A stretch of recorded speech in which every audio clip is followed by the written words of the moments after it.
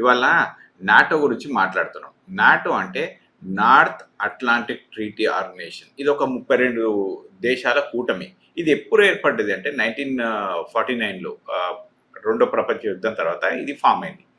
అయితే ఇది ఎందుకు దీని మెయిన్ మోటివ్ ఏంది అంటే ఈ నాటోలో ఉన్న కంట్రీలు, సభ్యత్వం ఉన్న కంట్రీస్ ఒక్కదానిపైన దాడి జరిగితే వీళ్ళందరూ మిగతా వాళ్ళ పైన దాడి చేయడానికి ఉందన్నమాట. అందుకనే రష్యా ఇప్పుడు రష్యా యుక్రెయిన్ దాడికి అంటే యుద్ధానికి కారణం ఏంటంటే Ukraine is not part of the NATO.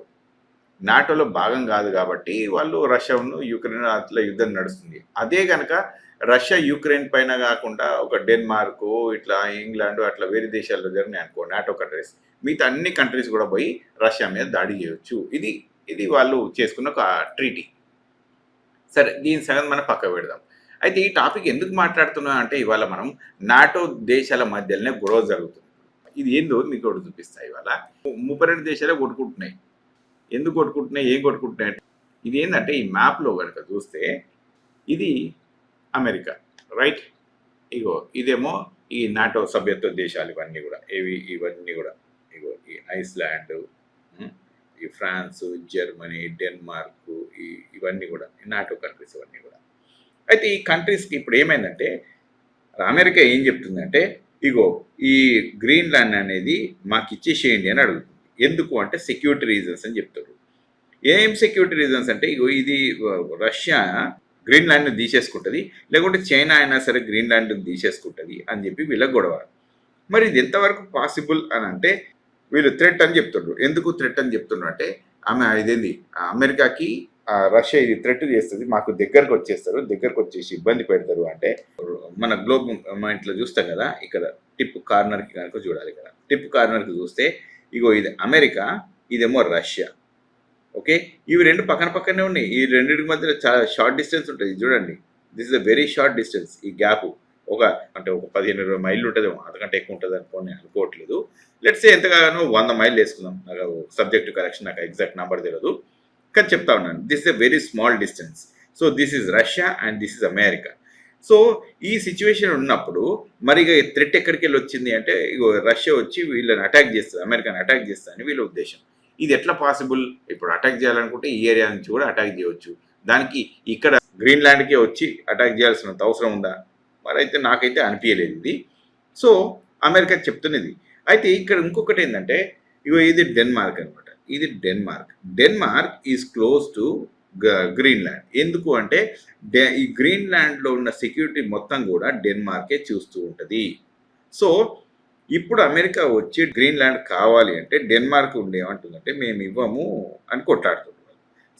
At the same time ఇప్పుడు ఏం చెప్తుంటే గ్రీన్లాండ్ ప్రధానమంత్రి ప్లస్ డెన్మార్క్ ప్రధానమంత్రి, గవర్నెన్స్, ప్రజలు ఇక్కడ వీళ్ళందరూ ఏం చెప్తారంటే in case if you have to go with United States of America or Denmark, Prime Minister of Greenland is saying, I will choose Denmark instead of United States of America. He is pretty clear with his statement.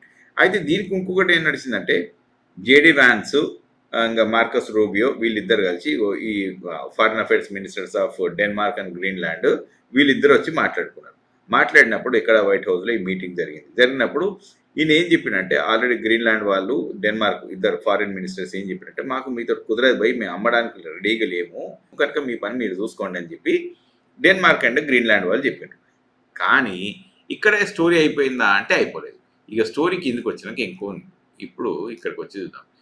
వీళ్ళందరూ ఏం చెప్తున్నారంటే నాటోలో ఎక్కువ డబ్బులు నేనే పెడుతున్నా అని చెప్పి America చెప్తుంది. Yes, we agree, like 2/3 of the share is controlled by America. Okay, at the same time ఇప్పుడు మిగతా వాళ్ళందరూ ఉన్నారు కదా, ఇప్పుడు ఇదేంది మిగతా అన్ని కంట్రీస్ కూడా యూకే కానీ, జర్మనీ కానీ, పోలాండ్ కానీ, నార్వే కానీ, ఇవన్నీ కూడా ఇటలీ, ఇవన్నీ కూడా గ్రీస్ కూడా ఉంది దీంట్లో. వీళ్ళందరూ కూడా డబ్బు దేనికి పెడుతుండ్రు అంటే నాటో కోసం, నార్త్ అట్లాంటిక్ ట్రీటీ ఆర్గనైజేషన్. ఇప్పుడు నాటోలో బ్రేక్ వస్తుంది కాబట్టి అమెరికా ఏం చెప్తుందంటే మీ అందరి మీద నేను ట్యాక్సులు పెంచేస్తావు. 10 దేశాలు పెట్టారు, ఎవరెవరైతే దీన్ని యాక్సెప్ట్ చేయలేదో కింద లిస్ట్ ఉంది. So Trump announces 10% tariff on 8 European countries. ఇవన్నీ వీళ్ళందరూ ఎవరు అని అంటే వీళ్ళంతా నాటో కంట్రీస్ అనమాట. Denmark, Norway, Sweden, France, Germany, UK, Netherlands, Finland వీళ్ళందరూ కూడా దీని కిందకే వస్తున్నారు. ఇన్ కేస్ ఇప్పుడు కనుక వీళ్ళు వినకుండా ఉంటే జూన్ 1 తర్వాత ఇప్పుడున్న 10% టారిఫ్ని నేను 25% పెంచుతాను అని చెప్పి చెప్తాను. ఇది పెంచడానికి వీలైతుందా కాదా అంటే ఇదొక్కటి లా ఒకటి ఉన్నది. ఇగో ఇది లా అనమాట. ఇది ఏంటంటే international emergency economic powers act. ఇది ఎవరికి ఉంటుంది అంటే ఇది ప్రెసిడెంట్ ఆఫ్ అమెరికాకి, ఓకే, ఈ పవర్ ఉంటుంది. పోటస్ అంటాం మనం. పోటస్ అంటే president of the United states అనమాట. ఈయనకు ఈ కెపాసిటీ ఉంటుంది. ఆయనే ఎట్లాంటి టారిఫ్లను పెట్టొచ్చు, ఏ కంట్రీకైనా డబ్బులు ట్రాన్సాక్షన్ జరగొద్దా, ఆ ట్రాన్సాక్షన్స్ ఫైనాన్షియల్ పవర్స్ అన్నీ కూడా ప్రెసిడెంట్ ఆఫ్ అమెరికాకి ఉంటుంది అని చెప్పి ఉన్నారు. అయితే ఈ లాని యూజ్ చేసుకొని, ఇది ఎప్పుడో 1970s వచ్చిన లా, దాన్ని యూజ్ చేసుకొని నేను ఇవాళ టారిఫ్లు పెంచుతా అని చెప్పి ట్రంప్ చెప్తా ఉన్నారు. అయితే దీనిపైన ఇప్పుడు ఇక్కడ కేసు నడుస్తూ ఉంది అమెరికాలో. ఏం కేసు నడుస్తుంది అంటే ఇదే ఈ ఇప్పుడు IWMPA ఉంది కదా, ఎమర్జెన్సీ యాక్ట్. ఆ ఎమర్జెన్సీ యాక్ట్ పైన రేపు ఎల్లుండో ఈ వచ్చే వారం ఇప్పుడు సుప్రీంకోర్ట్ ఆఫ్ అమెరికాలో ఇది హియరింగ్ ఉంది. ఇది పెట్టొచ్చా, ఈ టారిఫ్లు పెట్టరాదా, పెడితే ఎంత పెట్టాలి, పెట్టకపోతే ఎంత పెట్టొద్దు అనేది దీని మీద పెద్ద వచ్చేది ఉందన్నమాట, జడ్జిమెంట్. ఇప్పుడు అయితే ఈ జడ్జిమెంట్ వచ్చేంత లోపలనే ఈ టారిఫ్లన్నీ విధిస్తారు. ఇన్ కేసు ఇప్పుడు సుప్రీంకోర్ట్ ఆఫ్ అమెరికా ఒప్పుకోలేదనుకోండి, అప్పుడు ఏమవుతుందంటే ఇదంతా మళ్ళీ comes back to square one. అంటే ఇదంతా ఏం కుదరదు, ఏం చెల్లదు అనేది ఉంటుంది. అయితే ఇది ఇక్కడ ఉండగా ఇప్పుడు ఇక్కడ ఏమవుతుంది అంటుంటే ఇక్కడ సిచ్యువేషన్లో నాటో వర్సెస్ నాటో కనుక కొట్టుకున్నట్టయితే అమెరికా అంతా ఒక సైడ్ అయిపోతుంది. ఇగో ఈ కంట్రీస్ ఉన్నాయి. Canada is against America right now, ఇగో Mexico is against America right now, and plenty South American countries are against America right now. ఇక మనకు తెలిసిందే ఇది అమెరికా రష్యాకి మధ్యలో ఎప్పటికీ ఇది ఇప్పుడు చైనాతోటి కూడా అయిపోయింది. చైనాతోటి కూడా గట్టిగా ఉంది. ఇప్పుడు ఇండియాతోటి కూడా అయింది. మొన్నటిదాకా ఇండియా అంతా మంచిగా ఉంటుంది. అయితే ఇప్పుడు ఈ European countries, European union, okay, NATO part, okay, along with that if they go against America అనుకుందాం, మనం ఒక మాట వరుసగా అనుకుంటే ఏమవుతుందంటే మిగతా ఈ అన్ని కంట్రీస్ కూడా యూరోపియన్ యూనియన్ నాటోకి సపోర్ట్ చేస్తాయి. అలాంగ్ విత్ రష్యా కూడా అమెరికాకు కాకుండా యూరోపియన్ యూనియన్కి సపోర్ట్ చేస్తుంది. చైనా కూడా యూరోపియన్ యూనియన్కి సపోర్ట్ చేస్తుంది. ఎందుకు సపోర్ట్ చేస్తాయి? ఇది నా ఉద్దేశం, this is my personal opinion, దీనికి ఎవరికి సంబంధం లేదు. ఎందుకు అనుకుంటున్నా అంటే వీళ్ళందరికీ ఒకటే ఉద్దేశం ఉంటుంది, అమెరికాని ఎట్లా బీట్ చేయాలా, అమెరికాని ఎట్లా కొట్టాలా అనే ఉద్దేశమే ఉంటుంది. అయితే కొట్టడానికి కట్ట తీసుకొని కొడతారా? కాదు కదా, ఫైనాన్షియల్ కన్స్ట్రెయింట్స్ విధిస్తూ ఉంటారు. ఒక కంట్రీని కొట్టేది, యుద్ధం జరగడం అనేది చాలా తక్కువ పాసిబిలిటీస్. కానీ ఒక కంట్రీ ఏం చేస్తాయంటే ఫైనాన్షియల్ కన్స్ట్రెయింట్స్ విధించుకునే ప్రయత్నాలు అన్నీ చేస్తూ ఉంటాయి. టారిఫ్లు పెంచడమో, లేకుంటే ట్రాన్సాక్షన్ జరగనియకపోవడమో, లేకుంటే బిజినెస్ కార్డు ఇబ్బంది పెట్టడం, ఇవన్నీ చేస్తూ ఉంటాయి. ఇన్ కేస్ ఇప్పుడు వీళ్ళు కనుక యాక్సెప్ట్ చేయలేదు అని అనుకుంటే వాళ్ళు ఏం చేస్తారంటే ఈ instead of $, which is like the mode of exchange for the world, like ప్రపంచంలో ఒక 80%-90% ఈ $నే ట్రాన్సాక్షన్ జరుగుతూ ఉంటాయి కదా, దీన్ని కొంత కట్ చేసే ప్రయత్నాలు చేస్తూ ఉంటారు. ఎట్లా కట్ చేసే ప్రయత్నాలు చేస్తూ ఉంటారు అంటే they will use gold as a resource, as a transaction mode. ఇప్పుడు లేకుంటే బిట్ కాయిన్, లేకుంటే ఇంకో వేరే ఏదైనా ఫైనాన్షియల్ మెథడ్ కూడా తీసుకురావచ్చు. అయితే యుఎస్ని అంటే దెబ్బతీయాలంటే డీడాలరైజేషన్ చేయాలంటే యుఎస్ కరెన్సీని దాని విలువను తగ్గించుకొని దాని ట్రాన్సాక్షన్ కనుక తగ్గించినట్టయితే ఇటు ఒక్కసారి చూడండి ప్రజలారా, మీకు కొన్ని చూపిస్తాను. ఇప్పుడు ఈ దేశాలన్నీ ఒకటే వీళ్ళతో ట్రాన్సాక్షన్ చేయలేదు అనుకుందాం, అమెరికాతో ట్రాన్సాక్షన్ జరగలేదు అనుకుందాం. జరగకపోతే అప్పుడు ఏమైందంటే ఈ కంట్రీస్ అన్నీ కూడా they will do their own business in let's A gold, right? మన గోల్డ్లో వీళ్ళు ట్రాన్సాక్షన్ చేసిందే అనుకుందాం. అప్పుడు ఏమవుతుందంటే ఈ గోల్డ్ ఎక్కువ ఏ కంట్రీస్కి వెళ్తూ ఉంటుంది? మళ్ళీ చూద్దాము. గోల్డ్ అప్పుడు ఏమైతే ఉంటుంది అంటే లెట్స్ ఏ అమెరికాకి ఉంటుంది. అమెరికా ఇక్కడ ఉంది, మిగతా rest of the world, okay, ఇదంతా రెస్ట్ ఆఫ్ ది వరల్డ్. వీళ్ళందరూ ఏం చేస్తారంటే గోల్డ్లో ట్రాన్సాక్షన్ చేస్తారు. వీళ్ళందరూ గోల్డ్లో ట్రాన్సాక్షన్ చేసుకుంటే అప్పుడు అమెరికన్ డాలర్తో పని లేదు కాబట్టి అమెరికన్ ఎకానమీ వీక్ అవుతుంది. ఇది ఎంతవరకు కావచ్చు అంటే నాకు తెలిసి ఇది నా ఎక్స్పెక్టేషన్స్ అనమాట. ఒక 25% గోల్డ్తో ట్రాన్సాక్షన్ జరుగుతుందేమో అనుకుంటాను. ఇప్పుడు ప్రస్తుతానికి ఒక 80% వరకు $లో జరుగుతూ ఉంటాయి. మిగతా అన్ని లోకల్ కరెన్సీలలో జరుగుతున్నాయి కదా. ఇప్పుడు బ్రిక్స్ కంట్రీస్ ఉన్నాయి కదా, ఈ బ్రిక్స్ కంట్రీస్లో ఇవన్నీ జరుగుతూ ఉన్నాయి కాబట్టి ఫ్యూచర్లో along with this bricks countries, along with other countries, I think they all will go together into like non-US dollars as the mode of transaction. అప్పుడు ఏమవుతుంది అని అంటే $లు వాళ్ళ దేశంలోకి ఎక్కువ వచ్చి పడుతూ ఉంటాయి, బంగారం ధర బాగా పెరుగుతూ ఉంటుంది.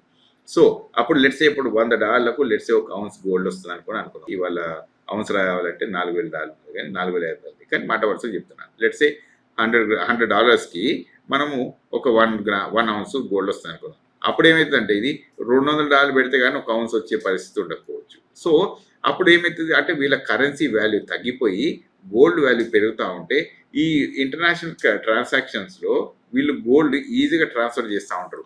ఎవ్వరి మీద ఎవరు రిస్ట్రిక్షన్స్ పెట్టడానికి ఉండదు. ఇప్పుడు ఉంది కదా ఐడబ్ల్యూఈపీఏ, దీని యాక్ట్ ప్రకారం ఎమర్జెన్సీ యాక్ట్ ఉంది కదా, ఎకనామిక్ ఎమర్జెన్సీ యాక్ట్. దీన్ని తగ్గించే ఆలోచన చేయడానికి అన్ని కంట్రీస్ తయారు చేస్తూ ఉన్నాయి. అయితే ఇది పాసిబుల్ అవుతుందా కాదా? మరి ఈ గోల్డ్ తోటే ట్రాన్సాక్షన్ చేస్తే మరి ఎంతవరకు చేయొచ్చు? ఎవరెవరు చేస్తూ ఉంటారంటే ఇగో this is the gold reserves for year 2024. America దగ్గర 8,000 టన్నుల కంటే ఎక్కువ ఉంది. నెక్స్ట్ లైన్‌లో ఎవరున్నారు? జర్మనీ ఉంది. ఎంత? ఆల్మోస్ట్ ఒక 3,500 వరకు వేసుకోవచ్చు ఇక్కడ. అవునా? అదే ఇప్పుడు మనం గనక దీన్ని ఇటలీని వేసుకుందాం.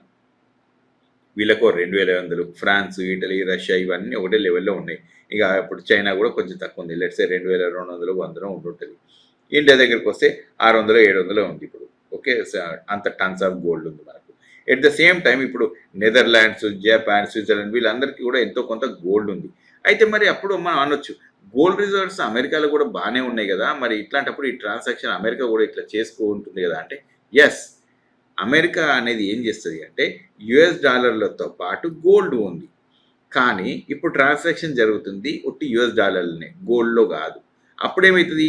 గోల్డ్ తోటి ట్రాన్సాక్షన్ జరుగుతా ఉంటే మరి యూఎస్ డాలర్ సంగతి ఏం కావాలి? వీక్ కాదా ఇది? ఇది వీక్ అయితదనమాట. ఈ వీక్ చేసే ప్రయత్నం ఏం చేస్తూ ఉంటదంటే ఇప్పుడు నాటో వర్సెస్ నాటో అంటే నాటో దేశాల మధ్యల యుద్ధం గనక జరిగినట్టయితే, కొట్లాట గనక జరిగినట్టయితే, ఏమైనా డిఫికల్టీస్ గనక జరిగినట్టయితే the other mode of transaction either gold or any other thing బిట్‌కాయినే కావచ్చు, ఇంకేదైనా కూడా కావచ్చు ఇక్కడ. ఇది జరగడం వల్ల ఏమైతుంటదంటే ఈ metals, precious metals like gold and silver వీటి ధర అమాంతంగా పెరుగుతా ఉంటది. సో ప్రజలారా నా ఉద్దేశంలో నేనేం చేస్తా అంటే in case NATO versus NATO గనుక గొడవ జరిగినట్టయితే గోల్డ్ ప్రైసెస్‌కి చాలా రెక్కలొస్తా ఉంటాయి. అదొకసారి మీరు మనసులో పెట్టుకోండి. కొనుక్కోకుండా అది మీ ఇష్టం. అది నేను చెప్తున్నాను. ఇట్లా జరిగే అవకాశం ఉంటుంది. ఎట్ ద సేమ్ టైమ్ అప్పుడు ఏమైతదంటే ప్రెషియస్ మెటల్స్‌లో సిల్వర్ కూడా అదే లెవెల్‌లో పెరుగుతా ఉంటది. Silver apart from mode of commodity కాకుండా అప్పుడు ఏమైతూ ఉంటదంటే అది వాల్యుయేషన్ ఆఫ్ ది ప్రొడక్ట్ లాగా అంటే మోడ్ ఆఫ్ ట్రాన్సాక్షన్ లాగా కూడా జరిగే అవకాశాలు ఎక్కువుంటాయి. అయితే మరి ఇది ఉట్టి అమెరికాకే ఎక్కువ జరుగుతా ఉంటదా? మరి మిగతా కంట్రీస్ దగ్గర గోల్డ్ లేదా? అంటే మిగతా కంట్రీస్ దగ్గర గోల్డ్ ఉంది. మన దగ్గర అందరికంటే ఎక్కువ గోల్డ్ మన దగ్గర ఉంది. ఎంత గోల్డ్ ఉందంటే మన దగ్గర ఒక 36,000 టన్నుల గోల్డ్ ఉంది. అమెరికా దగ్గర ఎంతుంది అంటే 8,000 టన్నులు. ఇంక వాళ్ళ డొమెస్టిక్ దగ్గర గనుక చూస్తే ఇంకో 5,000 ఏసుకుందాం. లెట్స్ సే ఇంకో 10,000 ఏసుకుందాం. అట్లయితే కూడా మీకు ఏమైతదంటే ఈ గోల్డ్ ఇండియాలో ఒక లెట్స్ సే 35,000 టన్స్ ఉందనుకుందాం. చైనా దగ్గర చూస్తే ఒక 15,000 టన్నులు ఉందనుకుందాం. ఇక టర్కీ వీళ్ళందరి దగ్గర కొంచెం థౌజండ్స్ ఆఫ్ టన్సే ఉంది. అయితే మన దగ్గర 35,000 టన్నుల గోల్డ్ అంటే మన దగ్గర అందరికంటే ఈ ప్రపంచంలో ఎక్కువ గోల్డ్ ఉంది. మరి ఇంత గోల్డ్ ఉన్నప్పుడు మన దగ్గరనే మనం మోడ్ ఆఫ్ ట్రాన్సాక్షన్ పెద్దగా అయి ఉండొచ్చు కదా అని అంటే మీకోటి చెప్తా.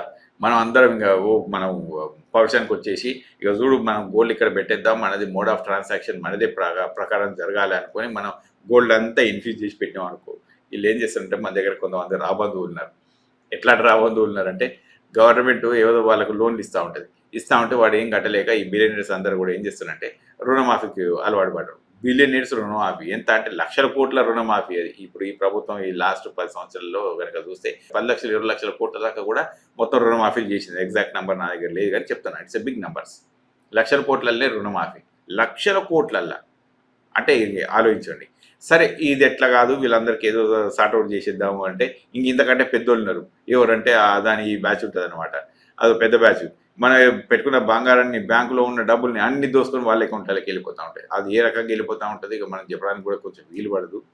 నేను ఇక్కడ ఏం చెప్పాలనుకుంటున్నా అంటే ప్రజలారా ఈ నాటో వర్సెస్ నాటో కనుక కొట్లాట జరిగినట్టయితే యూఎస్ డాలర్‌కి ఇమ్మీడియేట్‌గా వచ్చిన పెద్ద థ్రెట్ ఏం లేదు గానీ కొంత థ్రెట్ అయితే జరగొచ్చు. ఒక 25% థ్రెట్ జరిగే అవకాశం ఉంది అని ఇది నా అజంప్షన్స్. రెండోది ఏంటంటే గోల్డ్ ప్రైస్ అమాంతంగా పెరుగుతా ఉంటాయి. అది రెండోది. ఇక మూడోది ఏంటంటే అసలు ఇది జరుగుతుందా జరగదా అంటే ఈ యుద్ధం జరగకపోవచ్చు. ఎందుకు జరగకపోవచ్చు అని చెప్తా ఉన్నాను అంటే ట్రంప్ అనే ఆయన డీల్ మేకర్ ఆయన. డీల్ చూస్తాడు. ఎట్లాంటి డీల్ చూస్తాడంటే అవును భయ్ ఇవన్నీ అయితలేవు కాబట్టి గ్రీన్‌లాండ్‌లో మిలిటరీ బేస్‌లు కొన్ని పెంచేసి అట్లాగే ఆ కంట్రీలో ఉన్న ఖనిజాలు ఉంటాయి కదా, అవి తవ్వుకోవడానికి కొంత బిజినెస్లు చేసుకోవడానికి పెట్టేసుకొని, so that they will show that they are in and around Greenland and security reasons కూడా మేము మెయింటైన్ చేస్తున్నాం కాబట్టి మేము మీ సెక్యూరిటీ చూస్తాము, ఇంకా అట్నే మేము ఇక్కడ బిజినెస్ చేస్తాం మీతోటి, ఈ ఓట్స్ కూడా తీసుకుంటా ఉంటాం, మీ ఓట్స్ బిజినెస్ కూడా చేస్తూ ఉంటాం అని చెప్పి నాకు తెలిసి ఆ డీల్ అక్కడికి ఆపేస్తారు. దాంతో ఏమవుతుందంటే ఈ యుద్ధం అనేది అక్కడ ఆగిపోతుంది, డాలర్కి అనేది ఇబ్బంది రాకుండా ఉంటుంది అనేది నా ఆలోచన. ఎందుకంటే అది ఒక్కసారి వచ్చింది అంటే ఆ కేఓస్ని తట్టుకోవడం అనడానికి అసలు అమెరికా కాదు కదా, ప్రపంచం కూడా రెడీ ఉందా అంటే నాకు తెలిసి లేదు. ఎందుకంటే అంత పెద్ద దెబ్బ ఒక 25% ఆఫ్ ది కరెన్సీ అనేది తట్టుకోవడం అనేది గోల్డ్ తోటి కాదు, మిగతా కంట్రీస్ దేనితో కూడా కావు. సరే అట్లా అయిందే అనుకుందాం. మనం ఇప్పుడు అనుకుంటాం ఒకటి, అమెరికా ఇట్లా చేస్తూ ఉంది, అట్లా చేస్తూ ఉంది, ఇబ్బంది పెడతా ఉంది అనుకుంటాం. కానీ అదే ఇమాజినేషన్ మనం ఇదికు చైనాకు రష్యాకు వెళ్ళిపోయింది అనుకుందాం. ఆ ఆధిపత్యం, ఆ గుత్తాధిపత్యం అమెరికా నుంచి కాకుండా చైనాకి వెళ్ళింది అనుకుందాం. ఒకటే ఒక క్వశ్చన్ అడుగుతా ఉన్నాను, మన దేశంలో ఎంతమంది పోయి మనం చైనాలో బతుకుతున్నాం ఒక్కసారి ఆలోచించండి. మన దేశం వాళ్ళు ఎంతమంది వచ్చి అమెరికాలో బతుకుతారు?